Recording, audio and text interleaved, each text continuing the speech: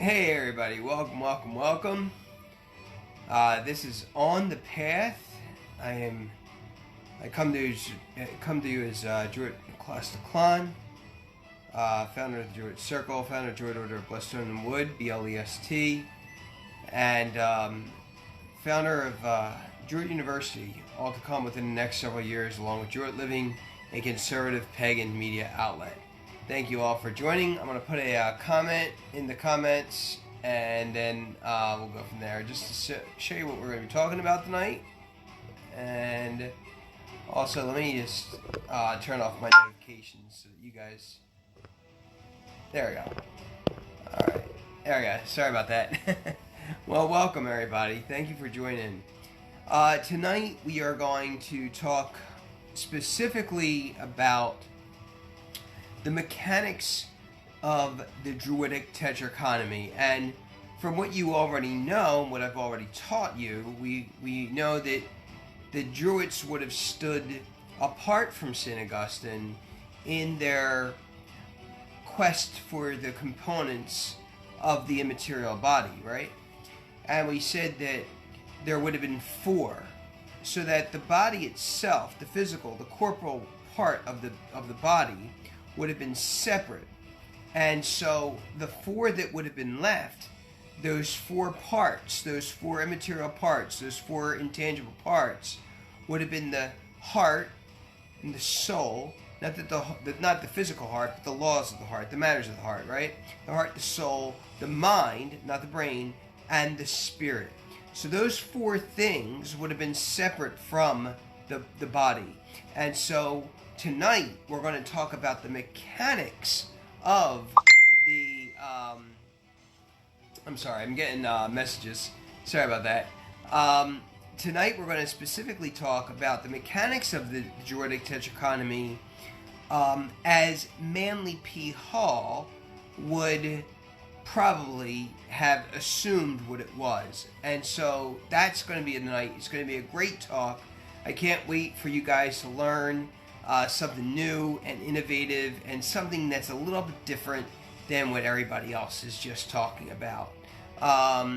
Especially the more of the liberal orders that are talking about this still talking about the things within the past 60, 70, 80 years of time. So let's begin. What I want to do is I want to talk to you a little bit about Manly P. Hall's treatise on esoteric ethics. To understand that a little bit easier, or a little bit easily, treatise is just basically his points on esoteric ethics. Esoteric means things that are beyond, right? And ethics would be what to do when you're working with things beyond. In this case, esoteric ethics of magic. And so in part 3 of his treatise, he discusses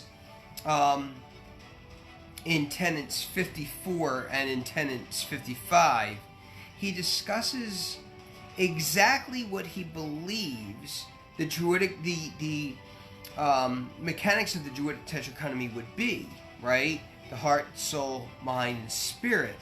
And so tonight what I'm going to do with you is I'm going to go over with you those particular tenets, break them down, and then resurface them back so that you have a greater understanding of how the Druidic Tetrachonomy works.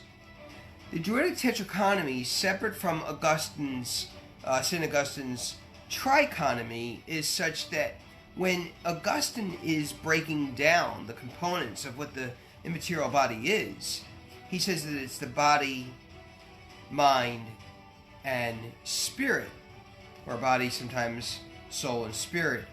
And so what ends up happening is that it's not that Augustine was wrong in that. I just don't believe that St. Augustine was complete in that. And so most of your early alchemists, I wouldn't say Pythagoreans, but I would definitely say those those who practiced the laws of natural magic would have understood that there would have been 4 instead of 3, and that they would have separated the body from the rest. So that's what we're going to do tonight. We're going to talk about that. We're going to talk about, you know, the key differences between body and man. We're going to also talk about the vehicles of the body, and the molds, and the idea that molds were tangible and that these vehicles were intangible. Then we're going to go into this idea of how the Druidic Tetrachronomy works with these 4 intangible vehicles. And then finally, we're going to come up with understanding the vehicular parts called compounds, and then bringing those compounds closer to moving from the vehicles and then back into the Druidic Tetrachronomy. So let's begin. The first thing I want to do is I want to pin my comment, and I hope that you guys can see this here. So there we go. Now I just pinned the comment so people coming on can see what this is about while I'm going ahead and have a discussion amongst yourselves while I'm teaching.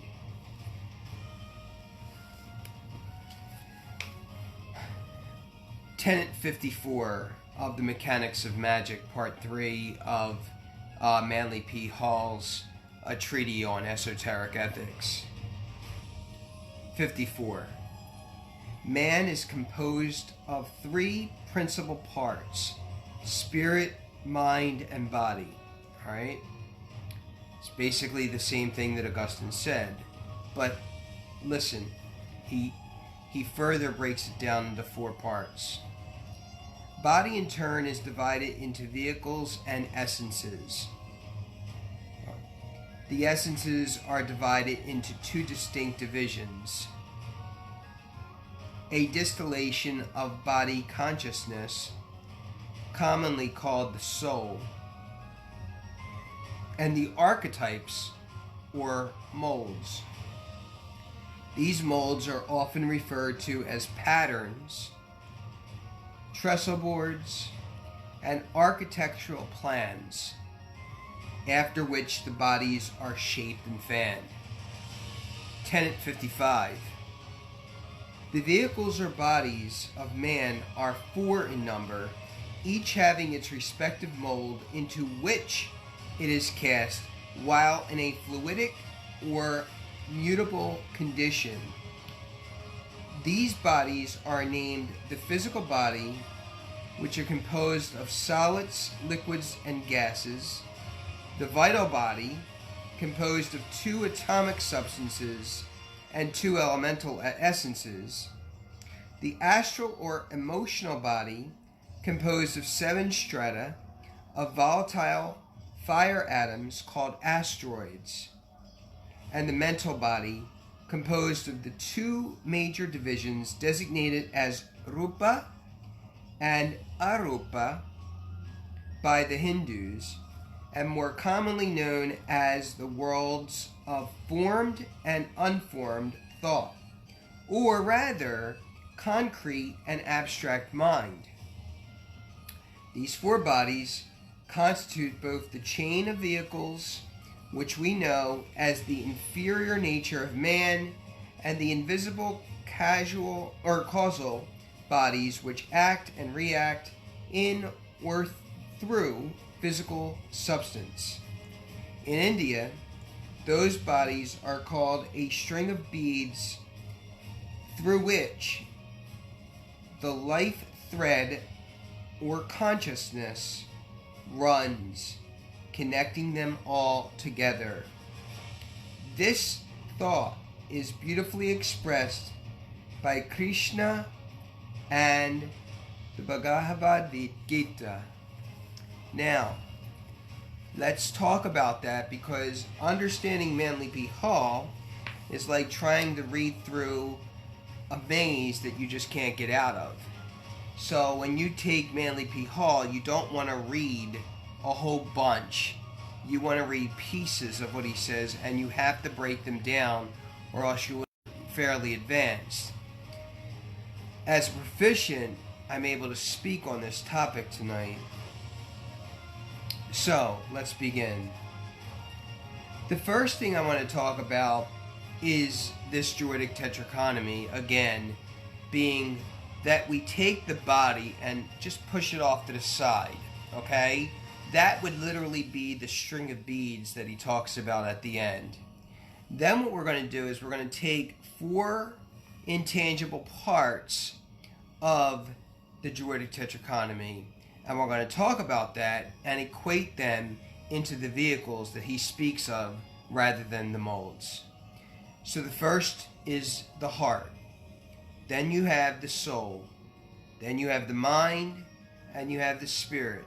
You always hear people speak about, heart and soul. It's always together, heart and soul. They have their heart and soul in it. Then you always also hear people speak of the mind and the spirit.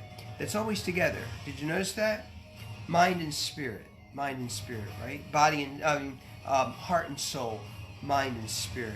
It's always the two, and those two also, when put together, the 2 and the 2, as you do foiling, you end up talking about what the word druid actually means. And I did a talk on that. So when he talks about the mechanics of magic, he's actually talking about this idea that he believes that even though Augustine talks about this idea that the body is broken down into 3 parts, he says no.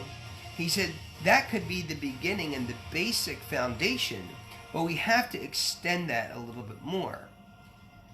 I do believe that Patrick, when using the 4-leaf clover rather than the 3-leaf clover, I do believe, and I wrote on this, I do believe that the 4-leaf clover was used to not only talk about this Druidic tetrachonomy that went directly against Augustine, but also talk about the 4 parts of the intangible body. In this case, too, each of those parts are related to an element of earth, wind, or air, fire, and water. All right.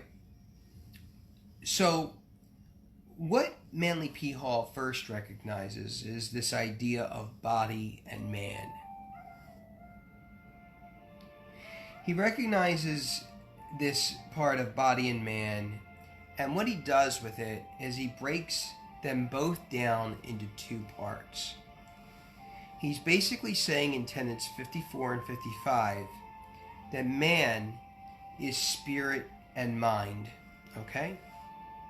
Spirit and mind. He then says that the body is soul plus molds, right? So that's what he first does. He breaks down man versus body, and he says that the man is the spirit and the mind, and that the body is the soul plus these molds. I'm going to go into that. He says that these molds are, in essence, physical aspects of the body, okay? And he uses the term essences. He says that they are the things of science. They are the things that would make up the body mainly, and molds, okay? And those 4 things of the body would be the cells, the tissues, the organs, and the systems, right? Without those 4 things, the body would be dead, all right? Dead in the fact that it would no longer function in an understandable, visual, objectively seen aspect of what is versus what is not. So he says again that the molds are physical attributes of the body. He says that they are the things of essence. They are the things that make up the body mainly molds. And he breaks those molds into the four parts of the cellular, the tissues, the organs or the organic parts, and then the systems, right? All right. Understanding that, he finally concludes, and he continues to argue that the soul and the molds together make up these things called vehicles. This is very important, guys. This is super important. That the molds and the soul together make up these vehicles. The vehicles would be those things that are intangible, those things that he says are the substance or the essences of what we are, right? No longer moving with the four parts of the body, which are, the cells, tissues, the organs, and the systems, right? But he says that if we go further into it, there is a deeper understanding of the intangible elements. He says that these vehicles, okay, that there are four, okay, that there are four vehicles, four essences, four things that are intangible, four things you cannot see, that but exist, okay? You cannot see, but exist. All right? The vehicles of the body, all right, and he says this, he says the ways the body are the ways the body expresses itself, so that the body itself is physical, but that it has to do something in order for the four essences, in order for these vehicles to be. And that is that it is how the physical body expresses itself. All right?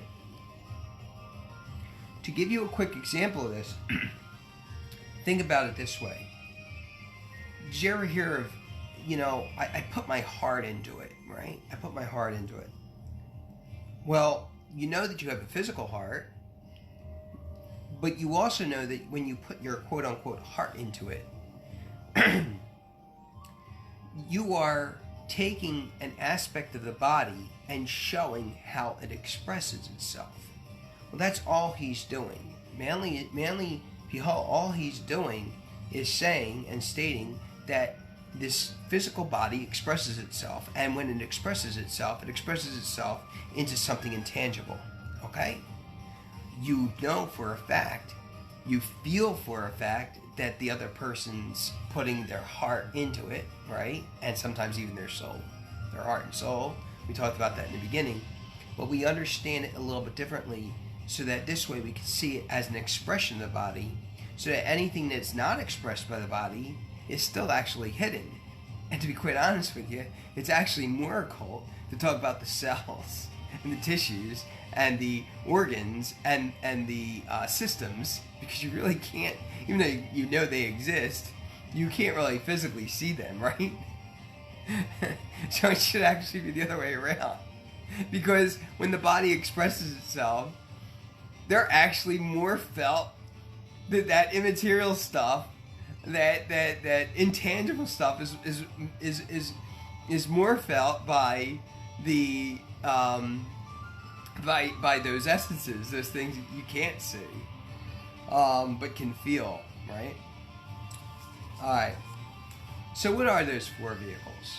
So he says that the four vehicles, and he puts the word body after it, okay? Just to show that they are expressions of the body. He said the four vehicles are the cosmic body,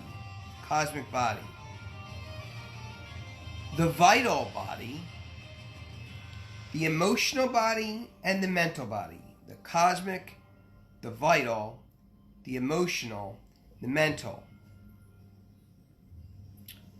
Now, later on in this talk, we're going to go deeper and deeper into how I see that these four vehicles equate and line up directly with the four aspects of the Druidic Tetrachonomy.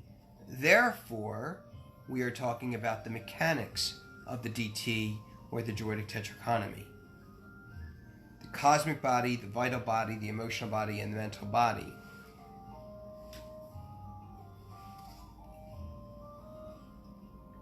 He also says that molds versus vehicles also play an important part. You heard of the vehicles, right? The cosmic, the vital, the emotional, and the mental. But listen to this. He says that the molds are physical and the vehicles are metaphysical. The molds would be tangible and the vehicles would be intangible.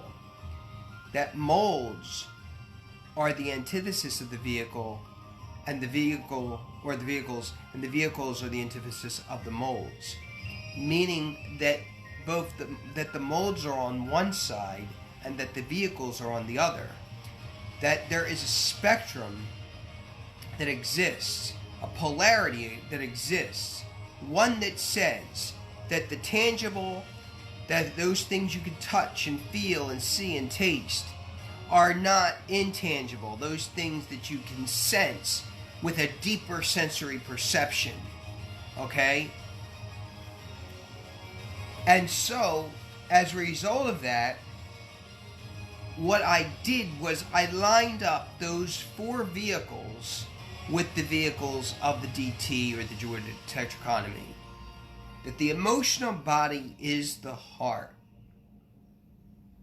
That the cosmic body is the soul, that the mental body is the mind, and that the vital body is the spirit. And because this heart, soul, mind, and spirit transcend and go beyond those things that were simplified in his 54th tenet, which would be in agreement with St. Augustine, he then later explains why there are four vehicles and not just simply two. Remembering that when Augustine is speaking, he's adding a corporal dimension to the trichotomy, which we believe as Druids should not be part.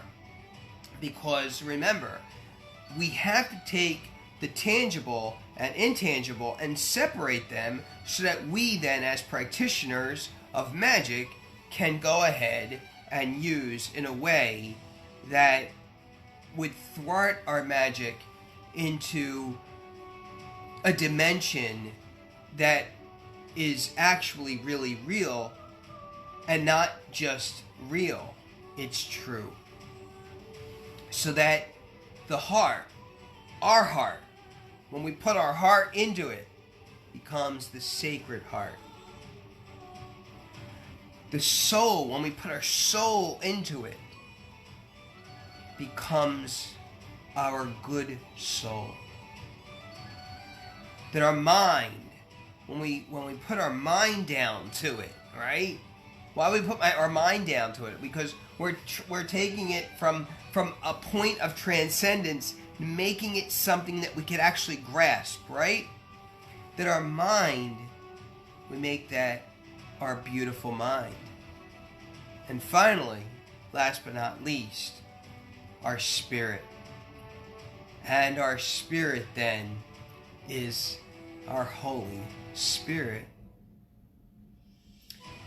So that the emotional body, remember that, the things of emotion, right, would stir up the heart, right? That the cosmic, isn't this awesome? That the cosmic body would stir up our soul. That the mental body would stir up our what? Our mind.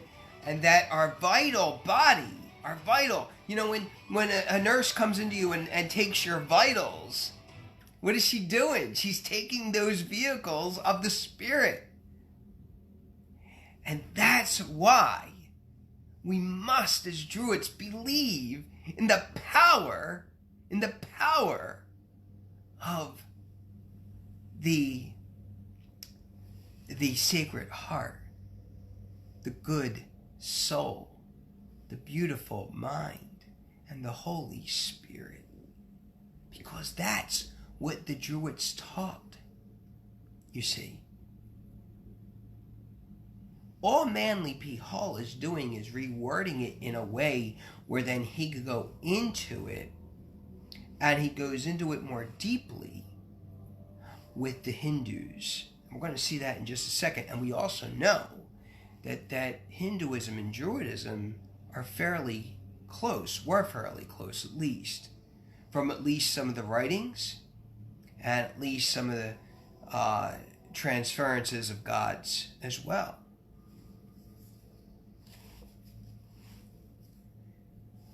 So now we understand how the four parts of the emotional body, right, which ignited the heart, the cosmic body which ignited the soul, the cosmic body ignited the soul, and the mental body, excited the mind, and the vital body. Sorry about that, guys. The vital body excited the spirit. Now I want to talk about each one of them. Listen to how awesome this gets. So this is really deep now. If you have to pause, and then take a break and come back and listen to it. Let's talk about the emotional body first. The emotional body. All right? Remember, the emotional body lines up with the Sacred Heart. All right? He says that, now, it's deep, so try to listen, okay? He defines, and he says that it's made up of, that all these four vehicles are made up of something, and that's what I'm doing with you now. I'm going to talk about this. He said that the emotional body, okay, is made up of 7 strata. You guys heard this in 50. Now we're in 55, okay, 10 and 55 now. That and trust me, reading Manly P. Hall, like I said, you can't just read. You have to read him and then go to other parts and read that, and go to other parts and read that. Go to other books. He's very occult in his writing. His writing is incredibly occult. Like, you would have to go here and all these different places to find this stuff. None of this stuff was in there, but to understand it more deeply, you have to have a druidic mind to go into this stuff. This is stuff that you're not going to hear in Patheos. This is stuff that you're not going to hear in the Wild Hunt. This is stuff that you're not going to see in the Druid Network, unless what they usually do is, after I'm done talking, then they take it from me and then they put it on their page and say, oh, no, we did it. But if you look at the times that they're doing it and the times I'm doing it, you always see that the Druid Circle is always doing it first. And the conservative orders as well are doing it first. Because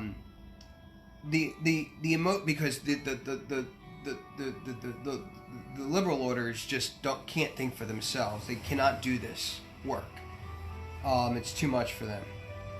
The emotional body, the Sacred Heart, is made up of 7 strata called asteroids. Now, I'm gonna, well, let me read and then I'll go ahead and explain. Okay, and each, he says, are further removed.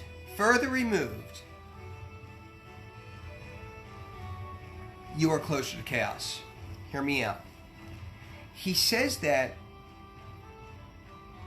the Sacred Heart, okay, the emotional body, is made up of 7 strata.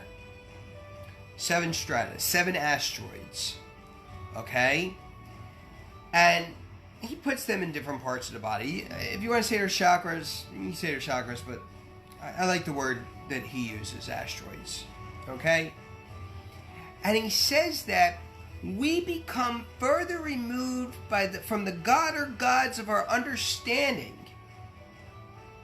when we start taking that strata, those asteroids, and removing them. So that a person that has 7 asteroids is closest to the God or gods of our understanding. Though on the other hand, the person that has 6 strata or 6 asteroids, once removed, further removed, then are slightly farther from the God or gods of our understanding. And then he says this, that 5 are even further removed, 5 asteroids, you're even further away from the God or gods of your understanding. 4 asteroids, you're even farther away from the God or gods of your understanding.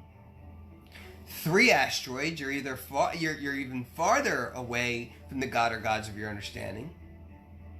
2 asteroids, you're even farther away from the God or gods of your understanding. And 1 asteroid, you're farthest removed from the God or gods of your understanding. He said, though at no time will one individual, one body, one being be with 0 asteroids.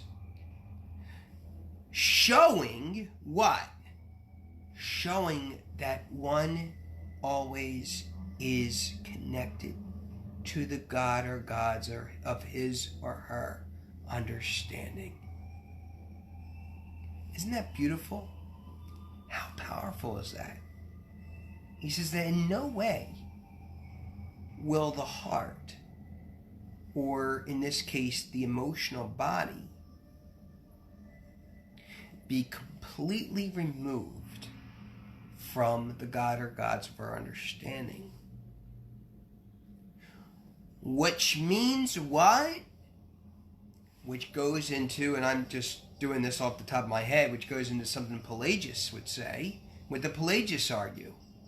Pelagius argued that there is no break between God and man. There's no break, ever. There's no break. That man and God are always connected.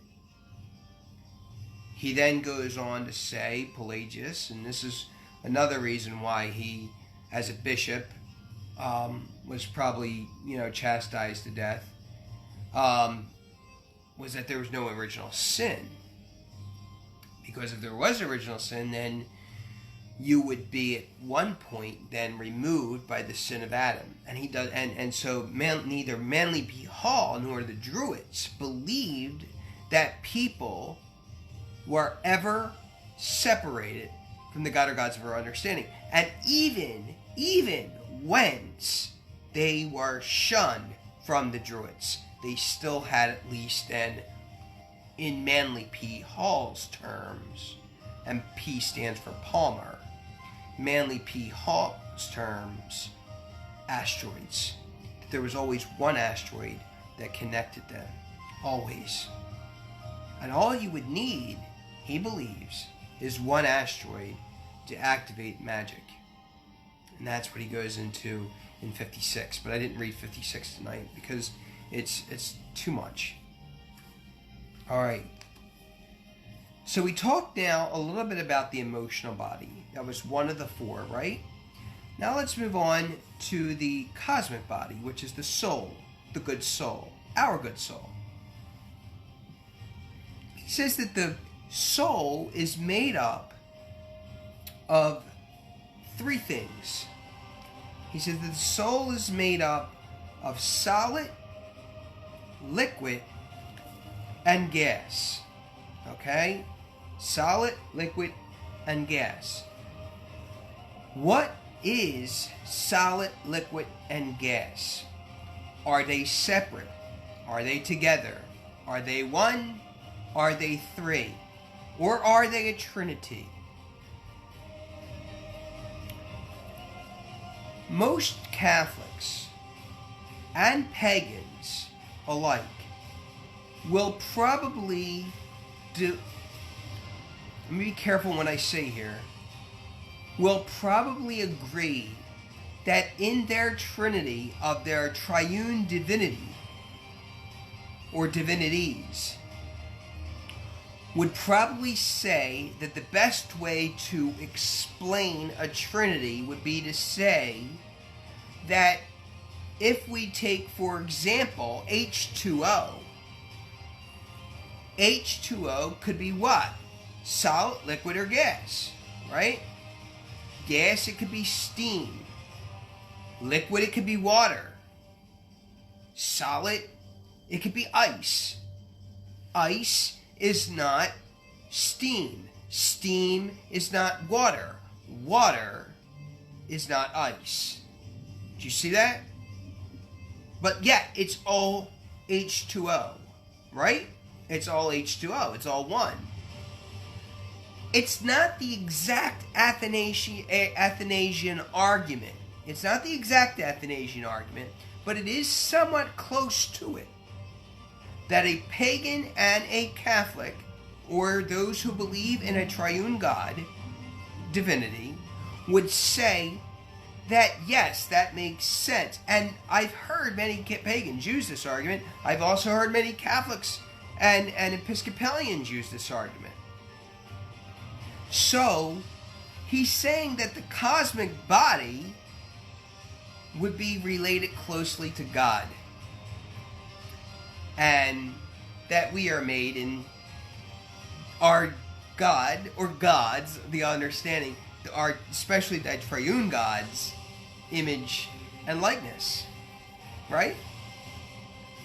And so, he says that if we can understand that it's solid, liquid, and gas, that those three are separate things. Those three are separate. Those three could become one when we take a look at what all three are made from. Alright, that was the cosmic body. So far we talked about the emotional body, and we talked about the cosmic body. Next, he goes into the mental body. He says the mental body, and we know that we equate the mental body with the mind, our beautiful mind, right? Made up of three things: Rupa, Arupa, and Kama. They are four Hindu principles, if you would, found in the Bhagavad Gita. Can never say that. It's so difficult. I'll master that maybe in my next 10 years. I'll master that word, right? And other works. And so, and he even points out those works in his 55th tenet. So he says that Rupa, okay, remember we're talking the mind, right? The mental body. Rupa are the ways the mind expresses concrete things. Concrete concepts. Things that you can wrap your head around. He says that the mental body is also made of something called arupa, which are abstract things or abstract thoughts.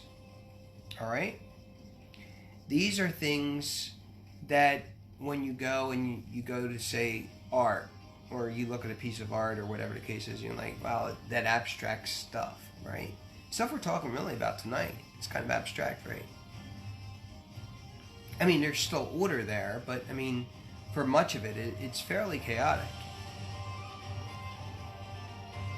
That's arupa. So if you want to use the word a as an atheist or not, or without, rupa would be the concrete thoughts. Rupa, no rupa, would be the abstract thoughts, the non-concrete thoughts, the things that you can't make concepts out of, or that maybe you can make concepts out of, and I'm going to go into that in just a second. And finally, kama. So you have rupa, arupa, and kama. Kama would be sensational thoughts, what the Druids thought. So what I tried to do is I tried to take the Hindu and I tried to equate them with Druidic thoughts. Okay? So you have concrete thoughts, you have abstract thoughts, and you have sensational thoughts, right? Which are kind of somewhere in between, right? Let me explain to you kind of what I'm talking about. When Manly P. Hall talks about the mental body, he is saying that the Rupa Rupa and Rupa Arupa and Kama are absolutely all expressed by the mental body, the beautiful mind. If we think about it linguistically, and you guys know I'm a language guy. I'm a big language guy. I love language, and 9 times out of 10, you tell me something I don't know, and I'll already understand it just by hearing it. I just know it.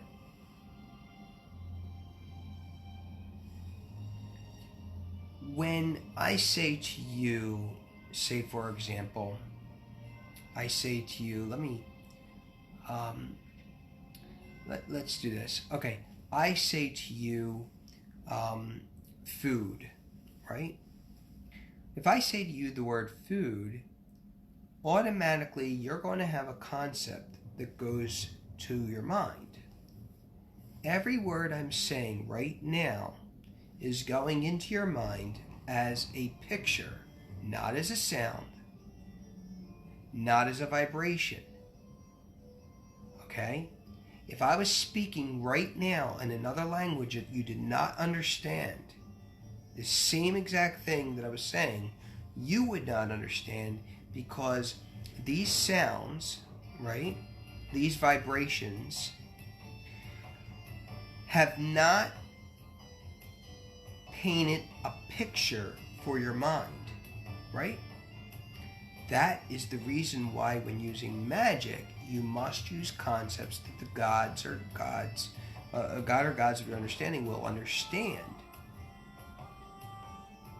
So food is definitely a concept. It would be considered rupa. What would be considered arupa? Those abstract thoughts. Saturday. Most of us, many of us, use Saturday. I'm probably not our Jewish friends, but you know, many of our friends use Saturday if they're working the whole week. Use Saturday to do catch-up stuff, like go shopping or go do something outside, yard work, that kind of stuff, so that Sunday they could kind of play around and have fun with. You see what I'm saying? But Saturday is an abstract thought. Okay? It's an abstract thought. Other deeper abstract thoughts would be of, from. Believe it or not, of and from, when they go into your head, they go into your head as pictures. Believe it or not, they still have pictures. They're abstract pictures, but they still have pictures. And sensational thoughts are things that excite that heart, that emotion, that which puts you and gives you the determination to move forward. It must be sensational so that it can excite the heart. What would be a word that can excite the heart? If I say to you the word motivation, if I say to you the word, pardon me guys, if I say to you the word motivation, or I say to you the word responsibility, or I say to you the word self-discipline, these are all words. These are all words that invite sensationalization, that invite sensory feelings within you. That's why your mind is beautiful, because it can do anything from concrete things to those things that are abstract, and those things that are sensory or sensational. Rupa, arupa, kama. Okay? Before we leave this section, I want to just add a couple things and notes that I wrote down, that Rupa, Arupa, and Kama are all part of what we call Loka, or worlds. Now this is really interesting here. Okay? They say that the things in Rupa Loka, or are the material world. Alright? It's those things that make up the material world. Arupa Loka, which is world or realm, would be things that make up the immaterial world, right? Magic, right? The occult. And then Kamaloka make up the sensual world. The sensual world. And that these three worlds, material, the immaterial, and the sensual, are all part of those things that activate the heart.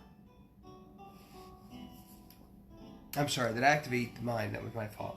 That activate the mind and make us able to express, just like we're told, that these things are all part of expressions of our body, which we cannot see. So I thought that was kind of an interesting little tidbit that we could add to this, that those things that we say and speak that are concrete and form concepts that we could wrap our head around, right? Those things are part of the material world. The immaterial world are those things that when we hear, like when we talk about eschatology, for a simple example, like, wow, that's some deep stuff, that's some abstract stuff, right? And even talking about the things we're talking about tonight, it's all abstract, right? Those are things that make up this immaterial world, or what we call Loka, Rupa, or Arupa Loka. And then finally, Kama Loka, or Loka Kama, or Kama Loka, are things that make up the sensual world. What happens when you maybe hold your partner's hand, for the first time, and it doesn't always have to be romantic, the sensual world, right? The sensual world doesn't have to be romantic. It's anything that is sensual, and let's not mistake by any means sensual and sexual. They are two completely different discourses. So I just thought that was kind of cool. When I looked into things a little bit further, did a little further research on that. And then finally, the vital body, the spirit, right? Our Holy Spirit. It's made up of three things, and he calls those three things atoms, elements, and compounds. Atoms, elements, and compounds. Now, we hear a lot about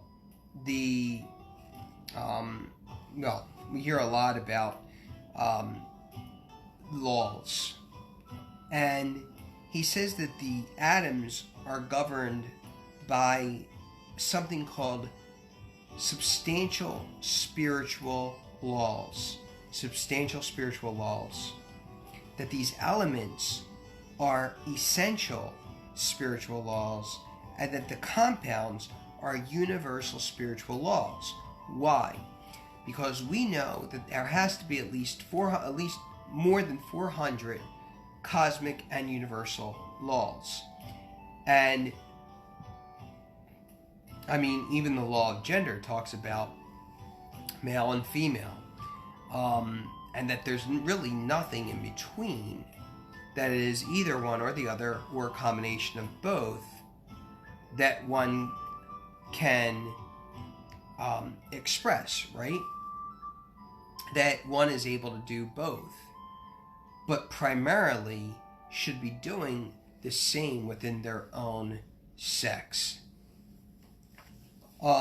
He says that these spiritual laws that atoms are equal to substantial, that the elements are equal to the essential, that the compounds are equal to the universal, he places the atoms and the substantial spiritual laws in the visible, tangible realm. He says that the elements and essential laws he places in the invisible, intangible realms. And he says that the compounds or universal realms he places in the sensual or transcendental realms, because obviously, even though the intangible seems to transcend, it actually is our sensual being that is actually the one that's absolutely able to transcend. And that's it. I hope you guys enjoyed tonight. I hope you enjoyed our talk. Go back and replay this many times so that you can study it and hear it. Remember, the way I use words and the way I speak, I'm actually using a form of magic so that you can understand things more clearly and see for yourself what I'm actually speaking about. Understanding that we are not simply bodies made up of cells, tissues, right? Organs, or systems, I should say, the four parts of the body, right? This is why I disagree with Augustine using the word body and part of the trichotomy. I think it should just be separate, and I also believe that the Druids would have thought that it would have been separate. There's a gazillion reasons to state. But we also must understand too that that when we take that body and remove those physical elements, those tangible elements, we are left with the intangible. When we take those molds and separate them from the vehicles, right? Now we're really talking about the Druidic Tetrachronomy. Your sacred heart, your good soul, your beautiful mind, and your Holy Spirit. Thanks everybody for watching again. I'm Jordan at Class to Clan, 2nd degree Druid, which is a proficient. I think I'm able to teach. At this point, I'm going to go ahead and give you guys your blessing.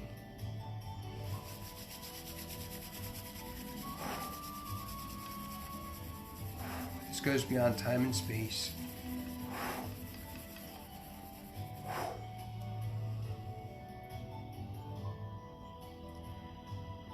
May the gods bless you.